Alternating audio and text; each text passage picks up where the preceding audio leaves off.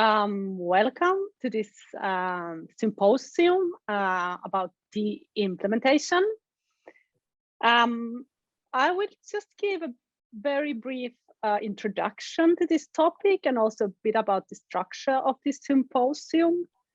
To start with, my name is Henna Hassan. I'm working at the Karolinska Institute as a professor and also having a practical job in our regional healthcare provider organization, where the assignment is to support work teams, healthcare organizations, also social service organizations in practical implementation work. So this symposium is about the implementation. The starting point is the recognition that there are quite a large number of interventions used healthcare and probably in other sectors of welfare as well that lack evidence of effectiveness. And the use of these interventions may, in worst case, cause harm to patients or the population in large. And some of these practices might not maybe be harmful, but are very unnecessary and burden the healthcare system unnecessary. So those should be de-implemented. In this symposium, we have 4 presentations. We have 3 from Sweden. Per Nielsen will start from Linköping University. Then we have Sara Ingvarsson from Karolinska Institutet, Hanna Augustsson also from Karolinska Institutet, and Chris Burden will be the 4th presenter from Canterbury Christ Church University, UK. We will also have an interactive symposium today, and are happy to have Ulrika Montide-Schwartz from Mälardalen University and Sarah Birken from Jilin School of Global Public Health, US. So it's in the middle of night or very early morning for Sarah to moderate the interaction and the discussion in this symposium. So warm welcome to all you. Let's see. So a bit of a background for this topic.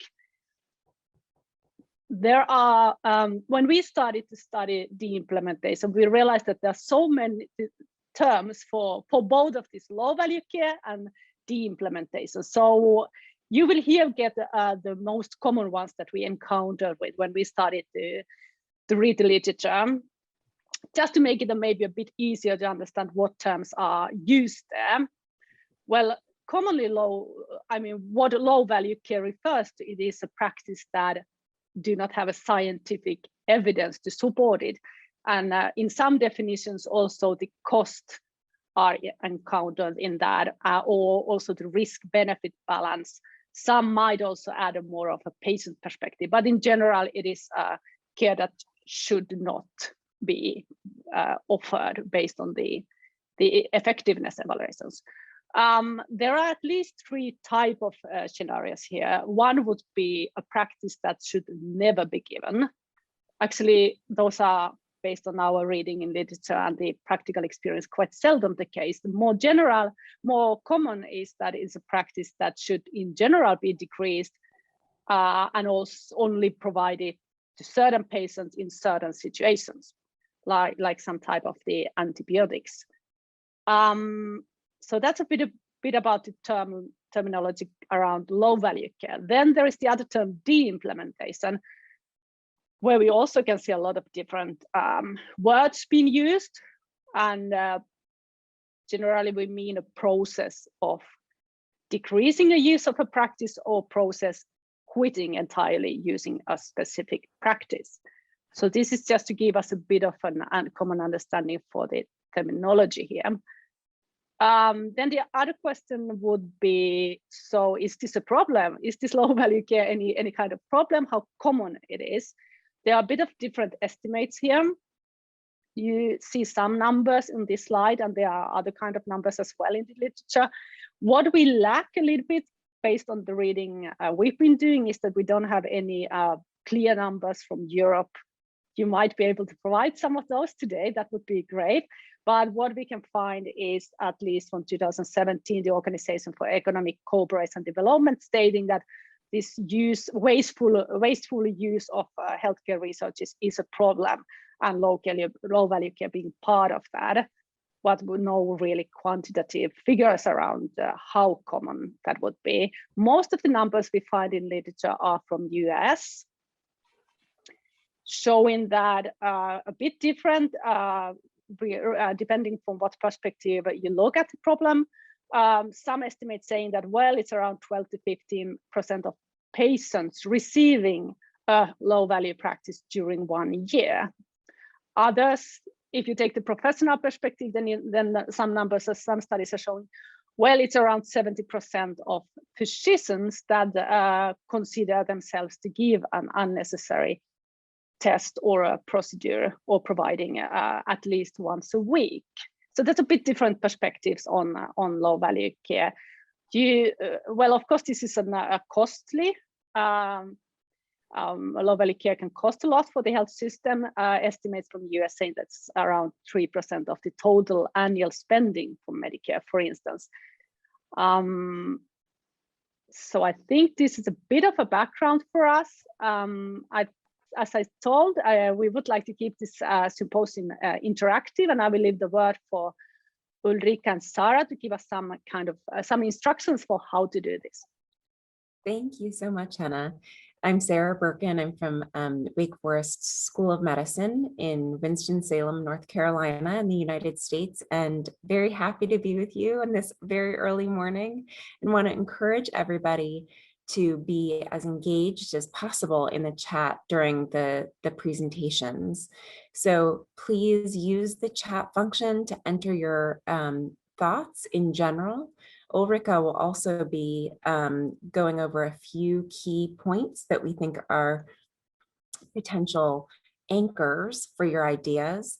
But at the end, Ulrika and I will have some synthesized ideas about what reflections you have with respect to these discussion items, and whatever else you come up with over the course of the presentation. So we look forward to having that discussion at the end, and look forward to seeing all of your reflections in the chat throughout the presentations.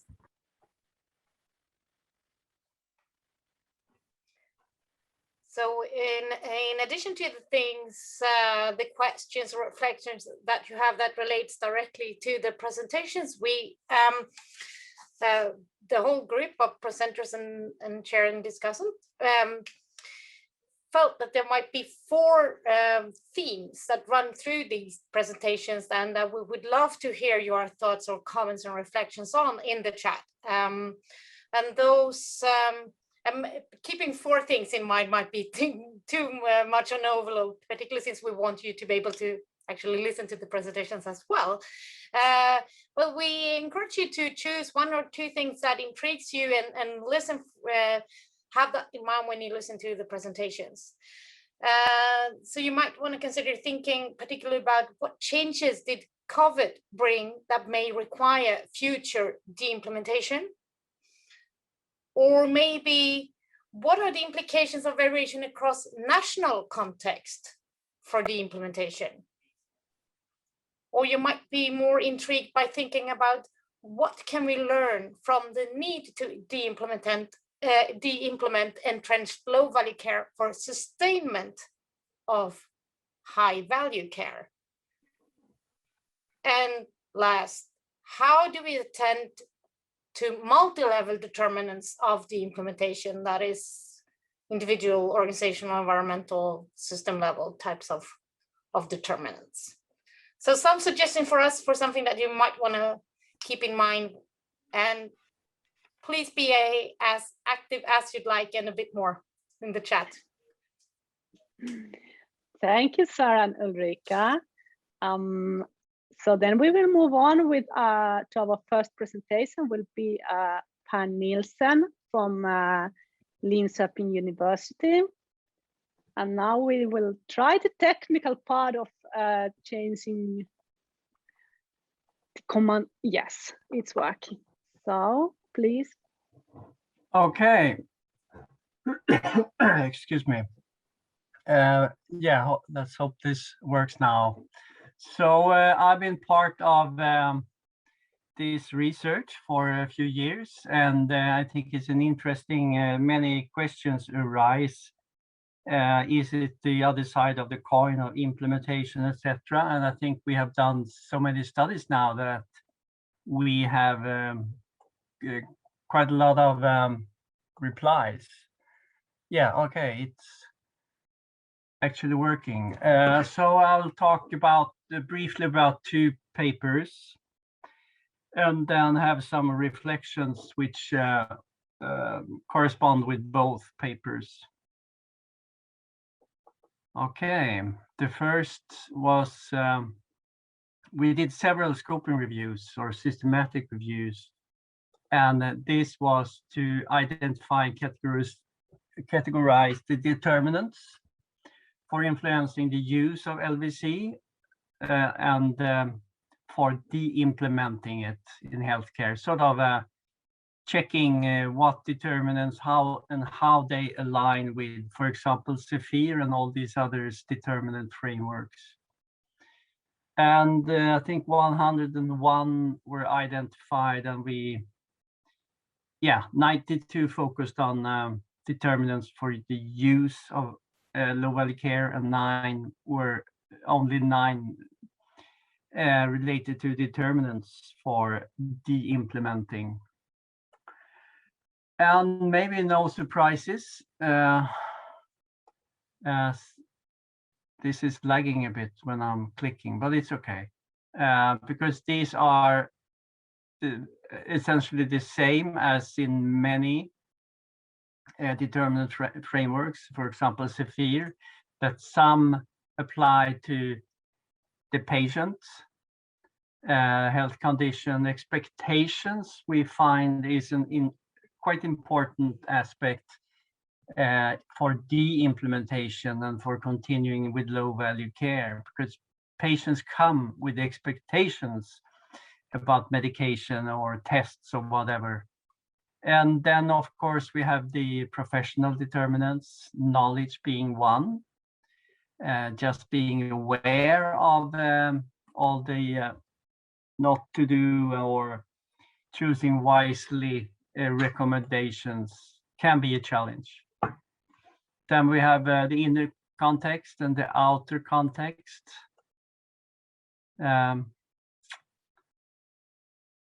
So, and a few less determinant categories, process determinants, for example, and evidence. The evidence, sort of what is the practice.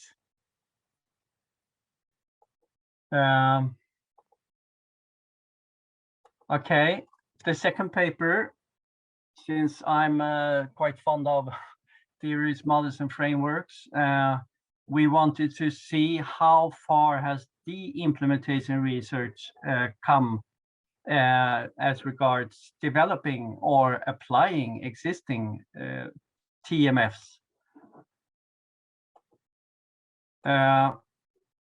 Yeah, we found a convenient number of papers, 10, quite small number, which have used any TMF. And 5 of these came up with presented newly developed TMFs specifically for the implementation, and 5 applied existing, where the theoretical domains framework seemed to be quite popular.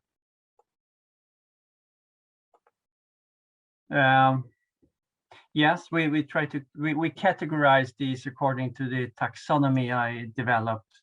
So 2 were process models, meaning that they are intended to guide the process of the implementation. And they were actually combining that with presenting barriers and facilitators to the implementation. So they sort of combined the 2 features. And 1 was the process model to guide the process of supporting the implementation. And two were theories, meaning that they elaborated on and specified the causal mechanisms between various determinants and outcomes. I think I had a picture of, yeah, very small, but it's actually, yeah, they speculate that certain, they didn't test it, but it can still be considered a theory because you could test that these are the relationships or causal relationships that exist. Reflecting on both studies, and actually on, I guess, more than these two, Hannah will also present a study. So it's clear that the implementation has been sort of is not a community the same way that implementation is, because these studies are published in a broad range of journals, and there has not been much of theory use yet. And as you could see, it was largely overlapping, and I think that's not very surprising, because these determinant frameworks are essentially socio-ecological models where you sort of describe influences at different levels and different types. So it's actually a way to structure what might influence, and they were quite similar, or very similar rather. Yes, and I think this is no surprise also, because it's the same as the implementation. It's not only down to the individual health professional. He's part, or she's a part of a system, various support, etc. So it requires a multi-level understanding and also multi-level solutions or strategies. This we find is quite interesting, the role of the patient. Well, first of all, it's inconsistent in these used TMFs, but in most of them, it is clearly an important determinant category. So if that is the case, which we have found, why is that? And we haven't specifically really researched this as a research question, but you can sort of draw conclusions based on your findings. And the implementation, as opposed to implementation of new practices, involves reducing or stopping known practices that patients are aware of. They come to healthcare with expectations for tests or the vitamin or whatever. And also, I guess this is maybe, well, it's existing in Sweden too, but I remember US visits, the healthcare business is really active in marketing and influencing patients, potential patients, in what they could get. So there's definitely this sort of, you could call it an outer context influence on patients. So this tricky question is not that easy to answer, and I guess it will depend on what practice we're talking about. As Sarah mentioned in her keynote, I think we have a sort of sometimes simplified vision of what needs to be changed, as if it was over only one behavior. Usually there are many behaviors involved. And I think Sarah also mentioned that some behaviors might need to be increased and others decreased. And as an example, if you want to reduce this sort of computed tomography scans, that would require increased use of clinical decision rules, etc. So it's complex because I think both de-implementation and implementation requires both reducing and increasing behaviors. And I think and now I should hand over. Thank you, Per. Thank you very much, Per. That was I'm impressed. You did 2 scoping reviews in 10 minutes. Wonderful. Just to remind you, if you have any questions, comments, thoughts, reflections based on any of these presentations, you can use the chat. We have 10 minutes at the end for discussion. So the next presentation, Sarah, you will continue. This is another study, not the keynote studies, but something else. So please, Sarah. See if I can. Yes.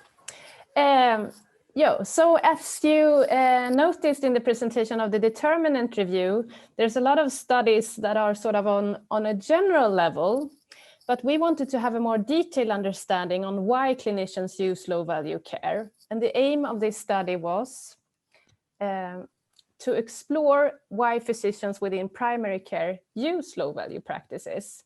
And we conducted a study within Region Stockholm, a metropolitan area with over 2 million in the total population. And the project group conducted several interviews and meetings with different stakeholders within the region in order to find examples of low value practices that could serve as a case for discussions with the clinicians. And the chosen practices were vitamin D test, sedimentation rate, and a liver test. And vitamin T screening is as a part of prevention and treatment for non-skeletal health issues has received increased interest, but there is no clear evidence supporting screening to improve health outcomes. And sedimentation rate is a test that can detect a general level of infection, but lacks more specific information and has to a large extent been replaced by a better test called CRP. And most people consider the liver test of AST as redundant since another test provides sufficient information. So we use data on the prescriptions levels of the 3 lab tests as a basis for recruiting primary healthcare centers with the goal of getting a large variety in the chosen centers with both high and low prescribers of the chosen lab tests. And 6 centers were chosen, and we conducted focus group discussions with the physicians within each center. And the first half of the focus group discussions focused on their views on low value care in general and reasons for prescribing low value practices. And at the other half of each focus group discussion, the center's own data was presented, and the discussion focused on their views on the lab tests as low value and reasons for using those. And then the data was coded inductively using a grounded theory approach, and you can see what that looks like. This was pre the pandemic, just so you know. And this resulted in 3 categories and 10 subcategories that were both working independently and interrelated in order to influence the use of low value care. So you can see the results. And first of all, I wanted to show you the full model of our analysis, but then I will go into one of the categories at the time, and I thought I would start at the bottom. It's not going perfect. Oh, there it is. Yes, so the desire to do something for the patients. And maybe this is because I'm a psychologist, but I especially like this category. I believe it describes one of the main reasons why physicians have chosen their profession. They want to help patients, and their entire training has been focused on how to help patients, what they should do, not what they shouldn't do. But of course, it makes it problematic when the right decision is to do nothing. There's even this lovely article that we found when we looked into this category called "Don't Just Do Something, Stand There," turning upside down the statement that is, don't just stand there, do something. And the desire to do something for the patients makes the visits themselves a trigger for prescribing low value care, just implicitly expected there by being a booked appointment, or problematic symptoms that the patient describes that you may want to relieve, or worried or anxious patients that have serious concern about their health. And it can feel inadequate to just send them home, even though this can be the right decision. And the other category, perceived pressure from others. And there were three sources described for this: the pressure from the patients, pressure from other physicians outside the center, and pressure from the system to perform unnecessary tasks. And patients could ask for or even demand a certain practice, perhaps based on their previous positive experience of the practice, or based on something that they had heard or read about. And the pressure from other physicians was related both to referrals to the center and referrals from the center, where certain lab test or medication could be warranted or demanded as a criteria for accepting the referral when referring a patient to specialist care. And the pressure from the system to perform unnecessary tasks was related to the participants' broader perception of low value care that also included unnecessary visits to the center, content of visits that were perceived as not necessary, or other tasks such as administrative work. And then finally, we have the last category, uncertainty or lack of trust in the guidelines. And as you can see in the subcategories, there were various reasons for not knowing that the practice was considered low value. Guidelines are updated and it's difficult to be informed of all changes. There are guidelines on different levels in the healthcare system that sometimes can be conflicting, national, regional, or local. And some guidelines were perceived as not relevant for the healthcare centers patients, since most guidelines are written by specialists for a certain disease, but patients within primary care often have multimorbidity or unspecified symptoms that could be a sign of a variety of diagnoses, making it difficult to follow one specific guideline. And finally, there was also a lack of trust in some of the guidelines. During the focus group discussions, the participant commented on which physician had been part of the group developing the guidelines, and there were different opinions about whether or not to trust their conclusions. So, if we look at the full model, it shows that the different categories influence the use of low-value care separately and interconnected. For instance, if you're uncertain or not trust the source of the guidelines, you are more likely to be influenced by the perceived pressure from others and to have problems refraining from doing something for the patients. The pressure from others could also increase your desire to do something for the patients and reduce your trust in guidelines. And the desire to do something for the patients would influence your ability to not be influenced by pressure from others, and again, your trust in the guidelines. And all these categories that influence the use of the low-value care was something that the physicians had to juggle by themselves. When asked what kind of support they were given by the organization to refrain from using low-value practices, the answer was nothing. And they rather described that they were influenced by the healthcare system to prescribe low-value care rather than the opposite. So these are the conclusions. 3 reasons work together to explain primary care physicians' use of low-value care: uncertainty and disagreement about what not to do, perceived pressure from others, and the desire to do something for the patients. These reasons may in turn be influenced by the healthcare system, but handling the situation nevertheless seem to be up to the individual physician. So the findings suggest that the implementation must be addressed at all 3 reasons, but also from a systems perspective. So thank you. Thank you, Sarah. We will now move to the next presentation, which is more about the system perspective and the decision-making and governance perspective. Are you, Hannah, able to take a control over the slides? Yes. I think that, yeah. So. Thank you, Hannah. Let's see if I can also.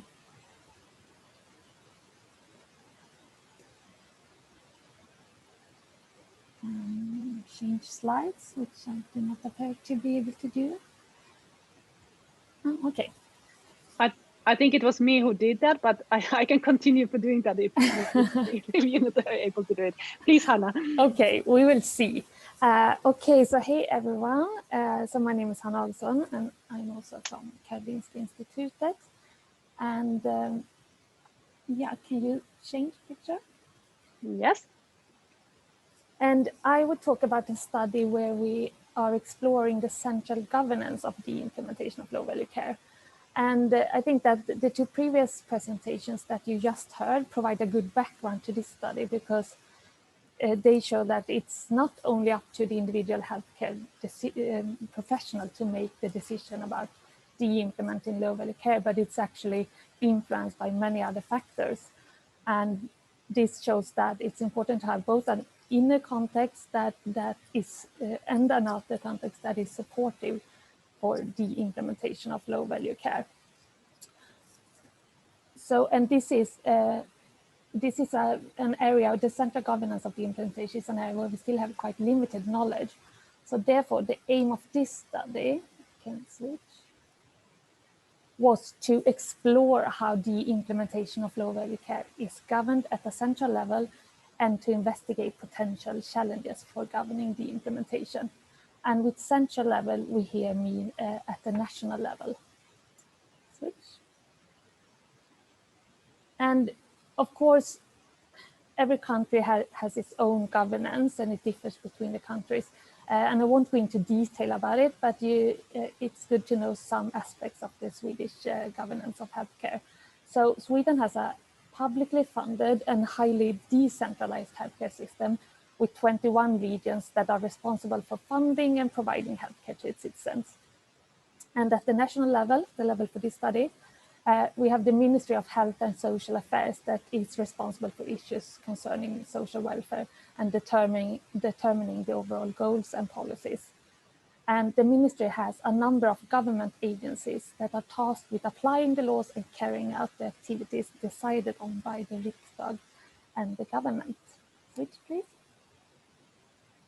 And so in this study, we identified the government agencies that could potentially have an important role in governing the implementation of low-value care. So we identified based on the responsibilities. So we identified 7 government agencies and did a purposeful recruitment of informants from these government agencies to interview. And we also used a snowball sampling to identify additional stakeholders that could be involved in the governance of the implementation. So this is actually an ongoing data collection. We are conducting more data collection and with other stakeholders, but today and in this presentation, I will focus on the government agencies' informants. And I will share some preliminary findings from these interviews which we conducted. So they were semi-structured, and we have analyzed the interviews with inductive thematic analysis according to Brown and Clark. Switch, please. So looking at the first part of the aim for this study, which was to explore, so how is the implementation of low-value care governed? We found 3 different types of activities. And you can change, Hannah. Yes, thank you. So the first one was health technology assessment. So this was to review the existing evidence for health and social care interventions to see which practices that are evidence-based. And this data was also used then for recommendations, which is the next type of activity. And recommendations include what we have in Sweden as the national guidelines. So these national guidelines provide guidelines of what practices to prioritize. And those also includes do not do recommendations. So that is practices that shouldn't be used and that should be de-implemented. And they also describe a specific the priority support targeting the implementation of low-value care. So this was actually a government mission that one of the agencies had to create these decisions to support, and the 3 different low-value care practices was identified, and decision support was created for these, but it was not extended after this specific mission or project. And then it also entailed removing outdated recommendation. And then we have the last type of activity they described, which was surveillance. And this was solely for medical products. So if a medical product had been shown to be unsafe for patients, it was withdrawn from the market. So really it's a strong implementation. But they could also use a strategy that was to reject requests from pharmaceutical companies about increasing the price for certain medical products if there were other comparable products that had a better cost, a lower cost. So then they could reject the request, and the company sometimes withdrew the product themselves. And so this was the implementation for cost effectiveness purposes. So you can change to the next slide, please. So looking at the next part of the aim, which was to identify potential challenges in governing the implementation of low-value care, the informants described 3 major themes of challenges. So the first being unclear roles, and this entailed, yes, please. You can switch, Hannah. Thank you.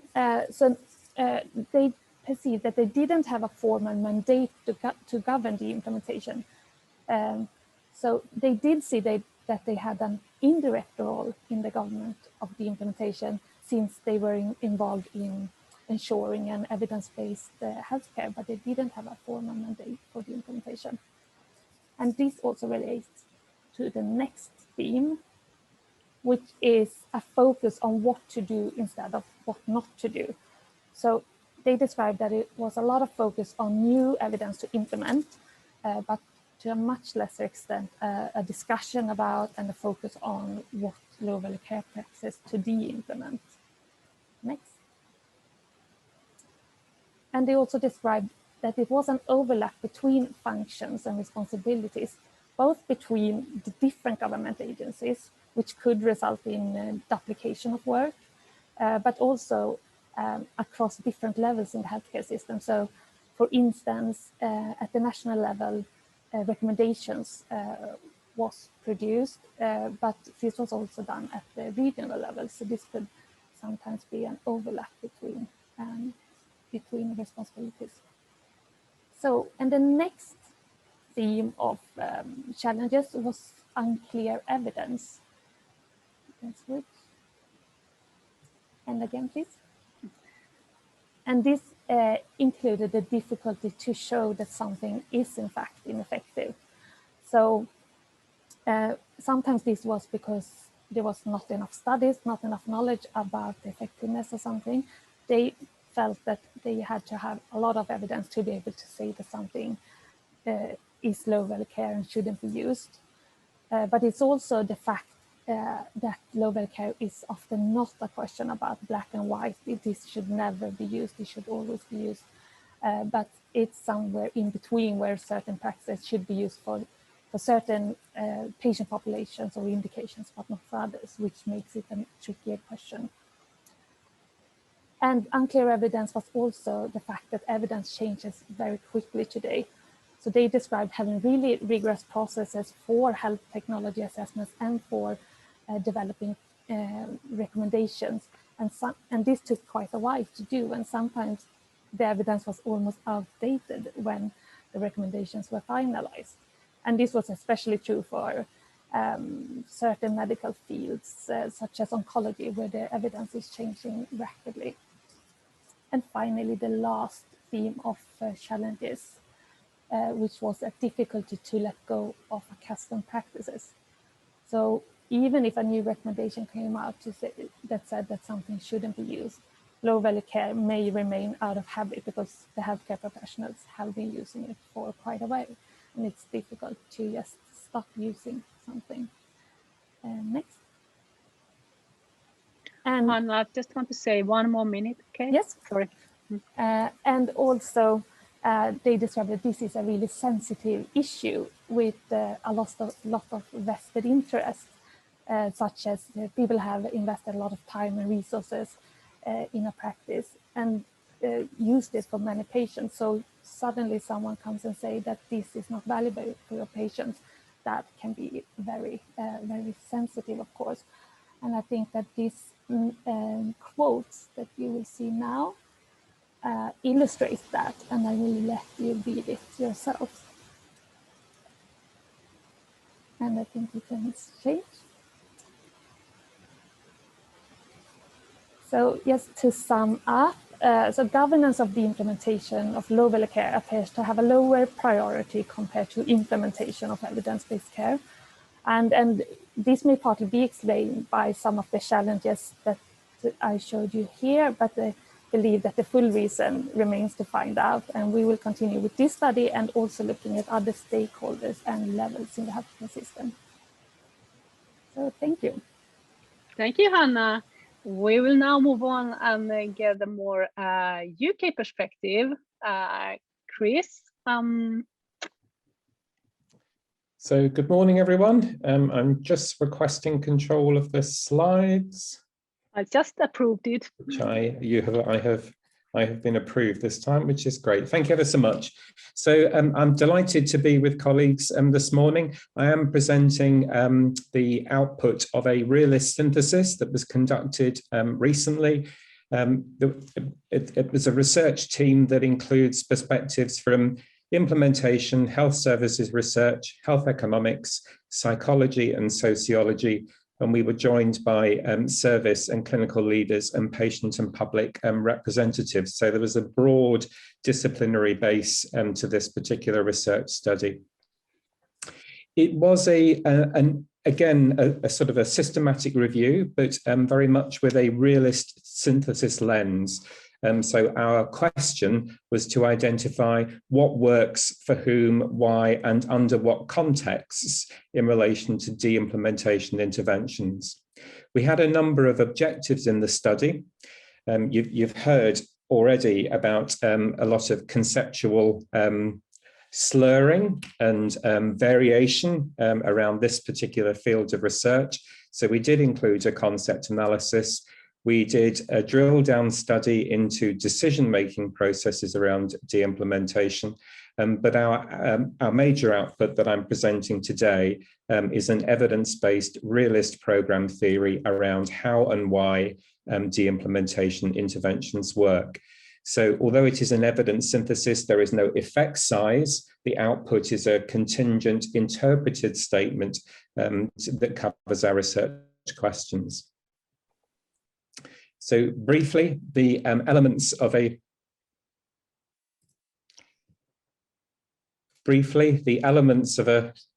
I don't know why we've missed a slide. Let me just see if I can go back.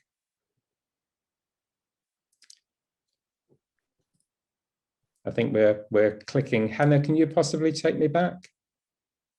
I can try. Not sure whether I still have any control over this.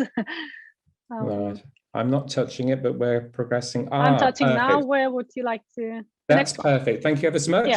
Let's start there. So absolutely, it was a standard realist synthesis methodology. So a lot of stakeholder engagement, initial scoping of the literature to identify key concepts, emerging lines of inquiry. We then did very targeted search strategies to populate our program theory and check that out with stakeholders at the end of the synthesis. So the emerging lines of inquiry that developed during those initial stages of the synthesis, I will just give you an indication of what they were. So certainly from stakeholders, there was a sense that the framing of de-implementation around patient experience and improving patient outcomes was thought to be more positive than a discussion around reducing low value or ineffective interventions. There was a concern that the thresholds for the evidence for de-implementation were possibly higher than for implementation because of concerns around litigation specifically. Definitely an emerging theme around making de-implementation easier. We've heard a little bit already about providing an alternative intervention. And at that early stage of the synthesis, the idea of watchful waiting was really prominent as providing that active alternative intervention for some situations.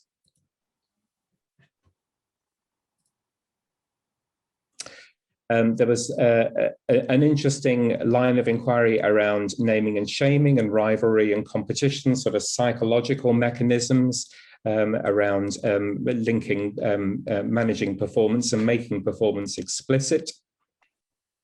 A view around manipulating peer support amongst clinicians, emphasizing the issue of accountability for decision-making and the use of resources. And again, an interesting theme emerging around the sort of public and patient perspective, and particularly around things like decision-making and trust. So these emerging lines of inquiry, our concept analysis and stakeholder work directed our search strategies. We ended up with a total of 42 included studies and completed 31 interviews as part of the synthesis process.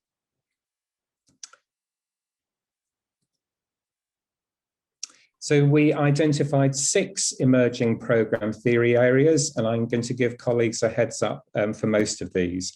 Much of the evidence was located within the de-prescribing literature, much of it within the context of primary healthcare. So a lot of the evidence relates to practices specifically around the ordering of investigations and the prescribing of low-value drug interventions, antibiotics, for example, for specific conditions. So the first program theory area was around nudge, and this was specifically designed. The key mechanism here for us was trying to slow down professional decision-making and then moving away from low-value care to try and disrupt that fast habitual decision-making process. Many of the interventions that were located within this program theory area were pre-commitment, so getting professionals to sign up to de-implementation ahead of practice, requiring them to justify decisions to prescribe low-value care, and or providing feedback on their performance relative to peers. So a number of interventions designed to slow practice and nudge away from low-value care to more high impact, high-value care. As I say, most of the evidence in this domain was located in the primary healthcare context, but there were some outcomes demonstrated around improving communication with patients about de-prescribing, particularly where that pre-commitment was made really visible to patients ahead of any health professional encounter. There was an emerging program theory area around designing low-value practice out, and this specifically was using decision-making processes, interfaces, computer systems, redesigning them to make de-implementation easier and make low-value care harder. So, for example, manipulating decision displays and or prioritizing high-value care within decision-making systems. Again, that showed a positive line of effect around some aspects of primary healthcare. There was a program theory area around improving individual practice around knowledge and using knowledge and education around the evidence as a drive for de-implementation. The interventions associated with that program theory area were essentially complex, many different interventions in them, and again, a positive link to aspects within primary healthcare. The sorts of multimodal interventions include information giving, feedback on individual performance, and collegiate, more supportive peer support, and that these tended to be implemented as close to the decision-making process as possible. A program theory area around engaging positively with patients, and this specifically was around the use of watchful waiting as an active as opposed to a passive implementation strategy. When I mean active, it was actually set up in a particular way with decision points to be reviewed.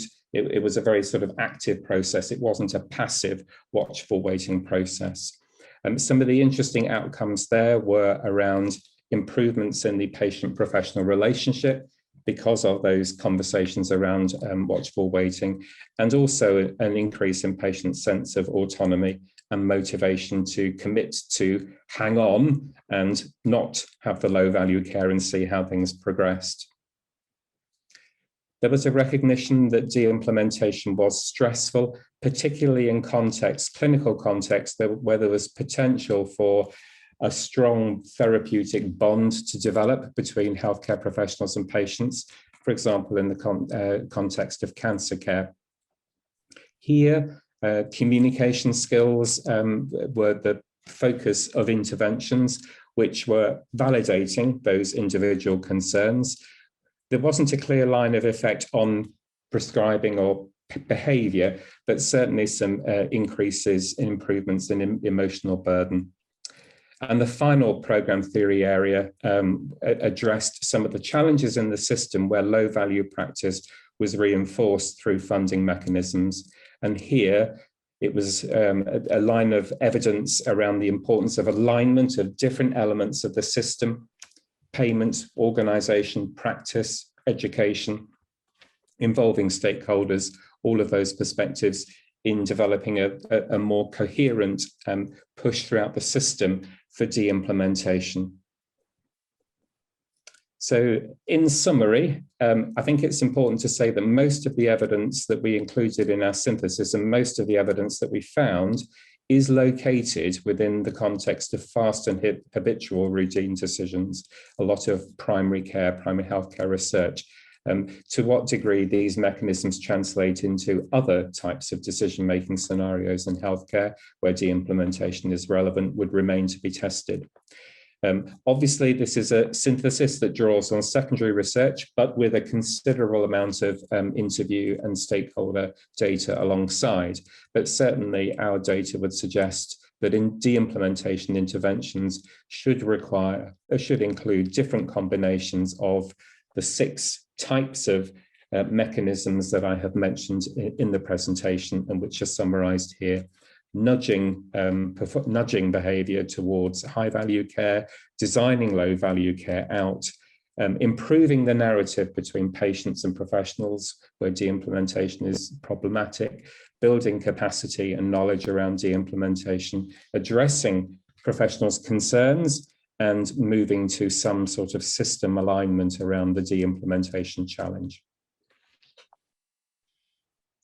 Thank you, Chris. This was our 4 presentations, and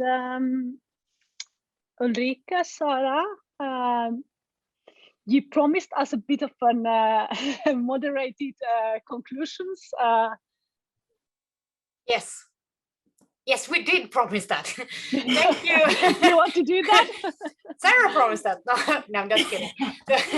We do have some themes that we were able to pull out from the chat. So thanks everybody for engaging in that. And Ulrika and I each pulled out some themes. I don't know what the capacity is in terms of individuals' ability to unmute themselves.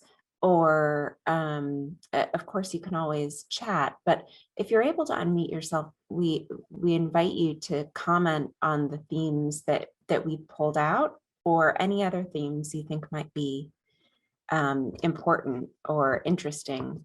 So one of the themes that I saw was about the multi-level issues.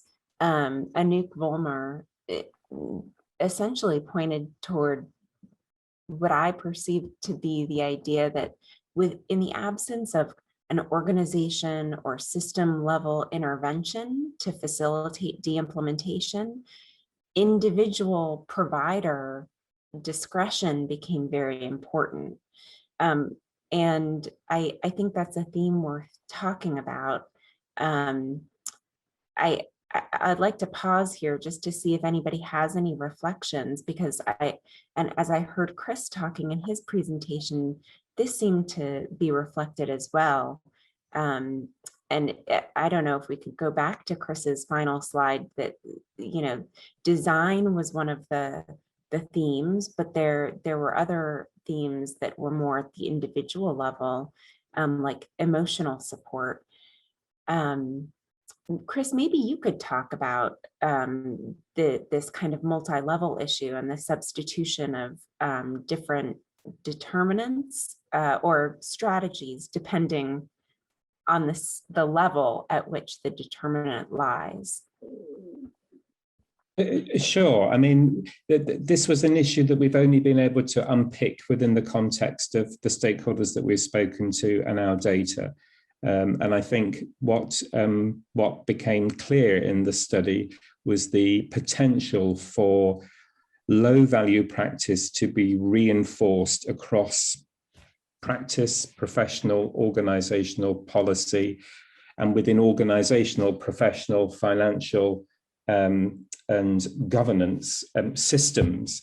And that, you know, taking a systems level lens on this issue will require a very complex type of approach to develop enough synergy across these different systems for de-implementation to happen at the point of the decision. So typically what we saw there were, for example, there was certainly an evidence theme around decommissioning of services, but with clear streams of engagement work in that from, you know, patient and public representatives, service representatives, media type based interventions, all trying to address the challenge of decommissioning a service from different levels.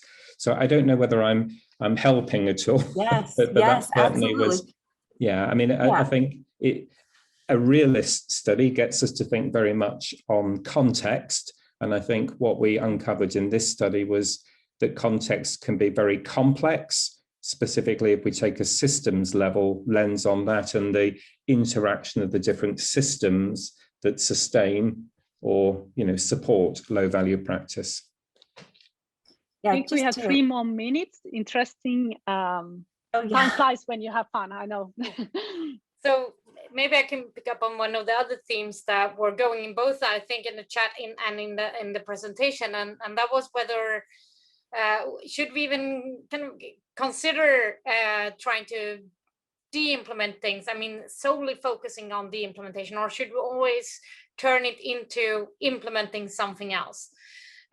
So thinking in terms of replacement, and I mean, we certainly saw that in Chris' presentation on watchful waiting. So I would actually like to hear, so maybe surprisingly to others, but to Sarah, it wasn't part of your presentation, but I know you've been thinking a lot about interventions in relation to the implementation. And so what do you make of the thought of for example, watchful waiting as an active intervention, or turning into active implementation rather than de-implementation? Yeah, I have a lot of thoughts, but I think it depends. I mean, watchful waiting is one thing to say, okay, let's wait and see if something worsened, and then we can come back to and see if we need to do something about it. But then, I mean, one of the most common from my interviews from my focus group discussion was when you have a throat infection, that's actually a bacterial throat infection, but it still doesn't need antibiotics. And then the right course of action is to send them home and say, drink some hot fluids. And maybe that's not a replacement intervention, but it's still, I guess it's easier to say that, go home and drink hot fluids with some honey in it than to say, I'm not going to do anything for you. So, I mean, it depends on how you phrase it. Some of the things is actually to do nothing, and then you shouldn't replace it with something else. You should replace it, of course, with other behaviors, like listening to the patient's concerns and answering their questions and expressing support that it can be problematic to have these symptoms despite there not being anything that you can do medically for them. So it's one of those it depends answers, I guess. But on a system level, I think, I mean, it's obvious both from Hanna's study and my study that nobody is really focusing on the implementation. So I would suggest that when you focus on implementation, you should at the same time consider, okay, so now we're implementing this. Does this mean that we need to de-implement something else? And does that mean that we need to monitor that and actually provide some feedback to the clinicians on how they are actually performing on that as well? So, yeah. I think this will be the last words of this symposium. Thank you, all of you, for contributing and engaging in discussing this topic. I wish you a wonderful rest of the conference. Thank you.